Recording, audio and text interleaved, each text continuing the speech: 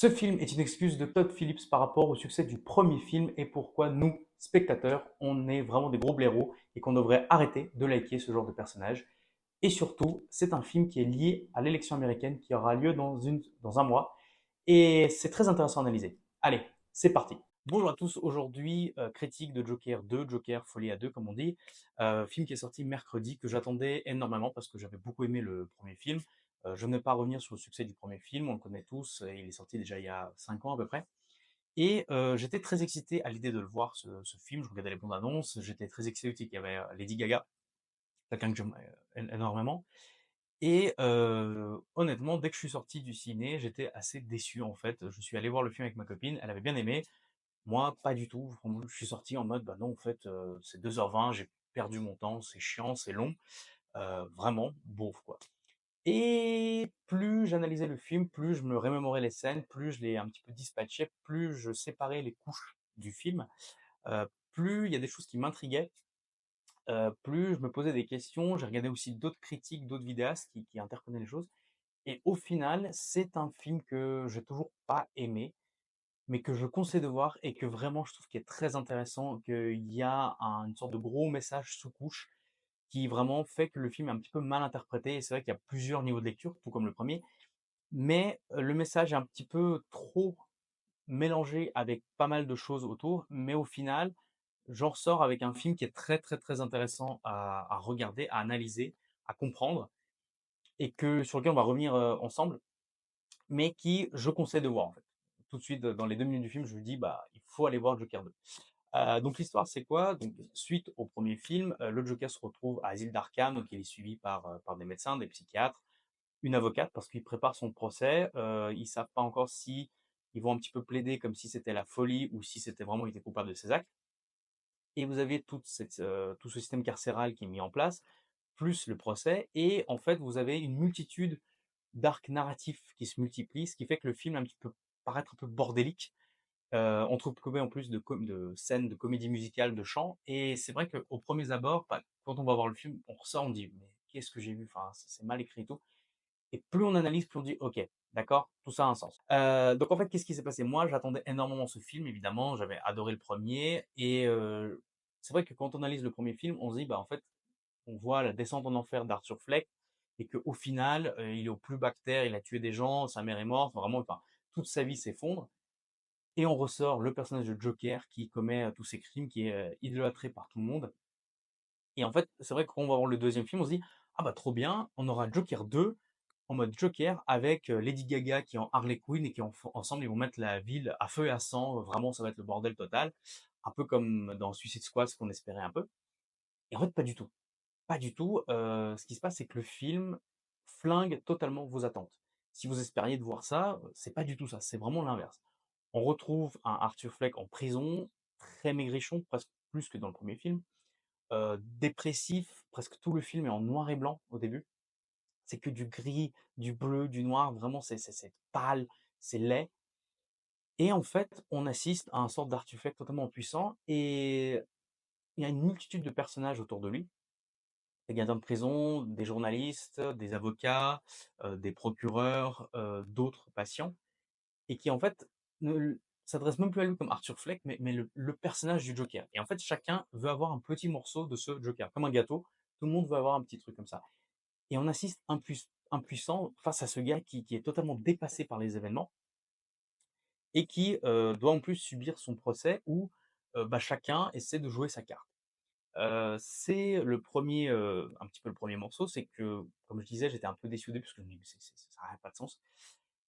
Et en fait, ce qui se passe, c'est que là où le premier film était très subtil, en fait, on avait vraiment parcimonie des petits détails, on comprenait, on avait plusieurs niveaux de lecture.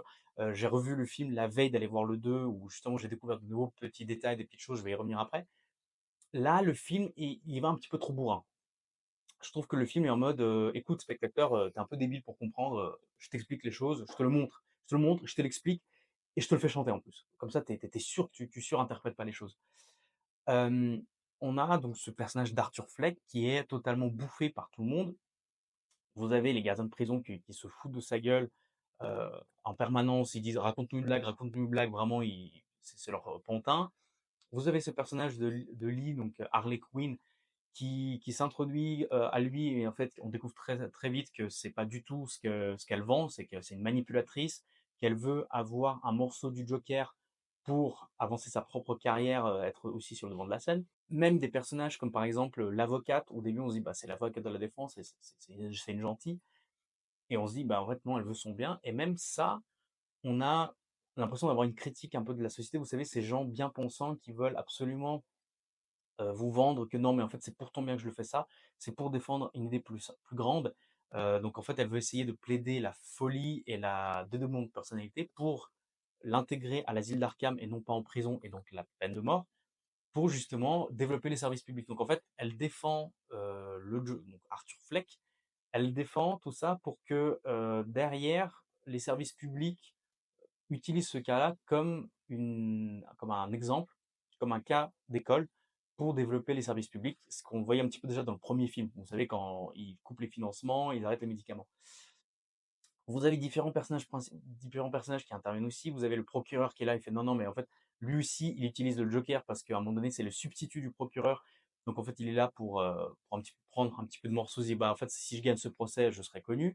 Les médias s'en mêlent aussi parce que c'est le premier procès qui est filmé à la télévision, donc tout le monde regarde. Vous avez des journalistes qui essaient de se promouvoir. Donc on assiste et on voit que ce Joker, en fait, est totalement bouffé par tout le monde. Et ce qui est intéressant, c'est quand même au début du film, quand le film commence, en fait, vous avez une sorte de petit dessin animé qui commence façon Tex Avery cartoon des années 50, où vous avez Joker et son ombre en fait. Et si vous voulez, c'est un petit peu une pré-annonce de ce qui va se passer dans le film. Et ce qui est marrant, c'est que ce petit cartoon annonce la fin du film déjà d'ailleurs. C'est ça qui est intéressant.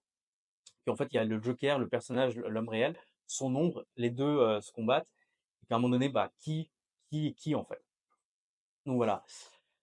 Le film, alors, le gros problème du film, c'est évidemment, c'est qu'il y a trop de choses. Vous avez d'un côté l'aventure de Arthur Fleck, vous avez des scènes de chant, de comédie musicale, façon La La Land, mais là où dans le premier film, en fait, vous aviez des mouvements de danse et vous aviez quelque chose d'assez subtil, surtout dans les scènes, vous savez, quand Arthur Fleck, Joker, il rêve. À un moment donné, dans le premier film, vous savez, quand il va, par exemple, à l'hôpital, on le voit avec sa copine, mais en fait, on se rend compte que c'est il rêve, qu'il est totalement en train d'imaginer. Quand il est avec, pareil, il va au théâtre et que tout le monde rigole, le spectacle rigole, c'est un rêve. En revoyant le premier film, je me suis rendu compte qu'il y avait un code couleur, en fait. À chaque fois que Arthur Fleck, le Joker, rêve, il s'imagine des choses, la couleur jaune apparaît à l'écran. Lorsqu'il est au restaurant avec sa copine, vous avez un énorme donut jaune au milieu. Lorsqu'ils sont à l'hôpital, elle porte un pull jaune. À un moment donné, vous avez, pareil, il va sur scène et tout. Il y a la présence du jaune qui est très présente. C'est la couleur de l'imaginaire, du rêve, en fait. Là, ils ont remplacé la couleur par, alors il y a la présence des couleurs parce que vous avez vu ça dans les bandes annonces avec les parapluies, mais vous avez les scènes de chant et de danse en fait, presque. En mode, des fois j'ai trouvé que c'était en plus en mode, bon, écoute, les couleurs c'était trop subtil pour toi, on te met les chants pour bien montrer là, il est en train de rêver, là, il est dans son imaginaire. Et des fois, c'est vrai que moi je suis pas non plus un grand fan de musical. La La Land, j'ai bien aimé. Les films Bollywood, ça va, je peux tolérer. Mais c'est vrai que là, on ressent le poids de ces scènes-là. Là où le premier film dure 1h40, je crois 1h50. Là, il y a 2h20. Tu sens les 2h20 quand même. Il y a certaines scènes, c'est trop long et tout. Et je trouve que c'est dommage parce qu'il y a certaines scènes où les chants sont très bien utilisés. Une scène qui m'a marqué, c'est qu'à un moment donné, il est au téléphone et il chante Ne me quitte pas, If You Go Away en anglais, chanté d'ailleurs pour Charlie Basset. Les fans de James Bond vont reconnaître évidemment. Donc il chante, la musique a un sens, les paroles ont un sens, mais c'est trop court, c'est une de petite scène par rapport au reste en fait. Et là, vous voyez qu'à un moment donné, dans la bande-annonce, vous voyez, il y a plein de scènes où il est en Joker avec Harley Quinn, il danse, il chante et tout.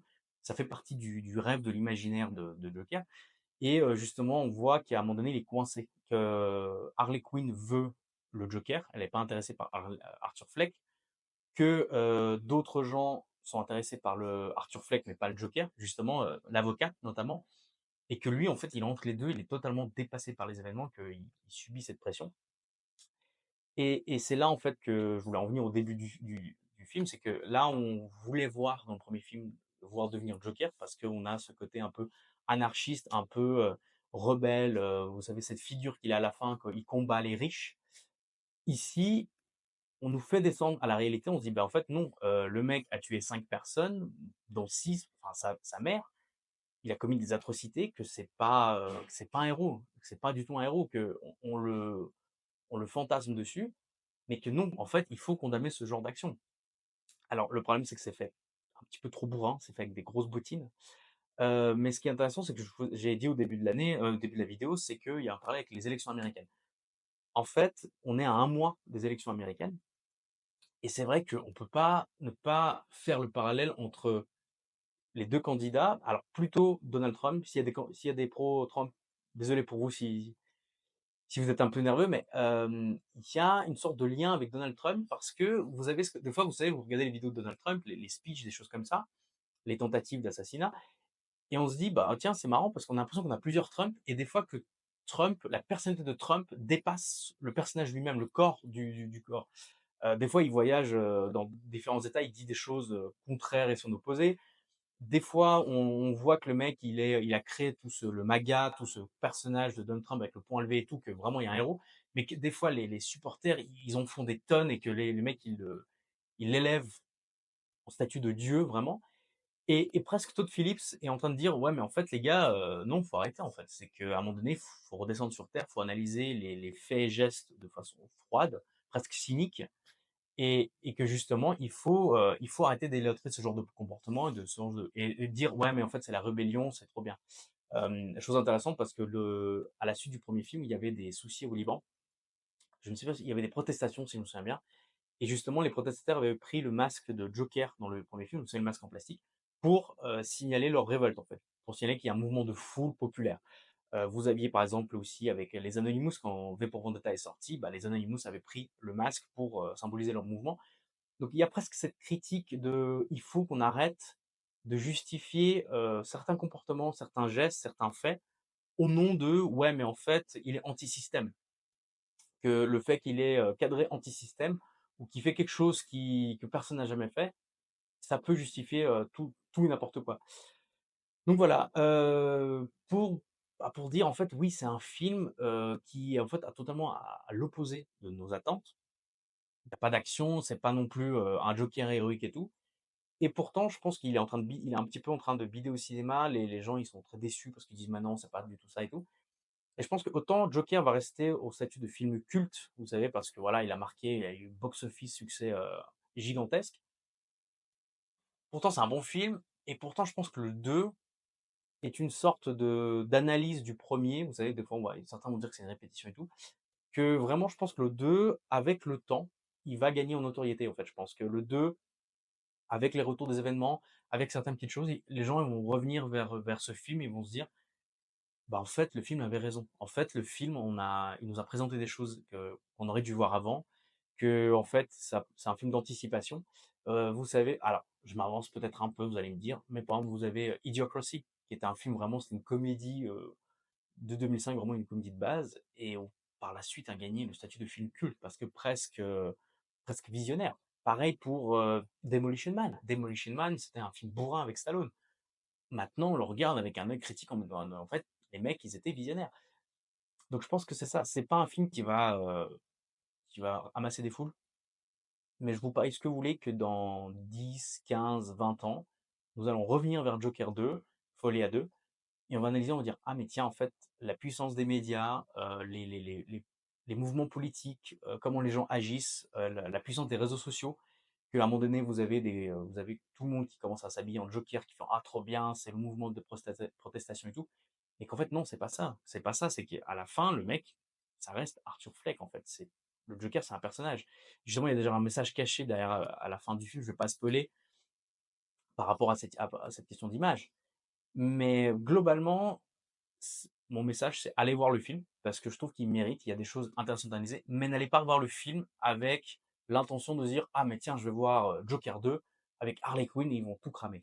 Non, c'est une critique de la société, c'est une critique du personnage, c'est une critique du premier film. Je ne sais pas si c'était Todd Phillips qui a voulu faire exprès ou parce que Warner lui a demandé, il a dit: «Non, mais en fait, relou, allez, je vais faire descendre le personnage».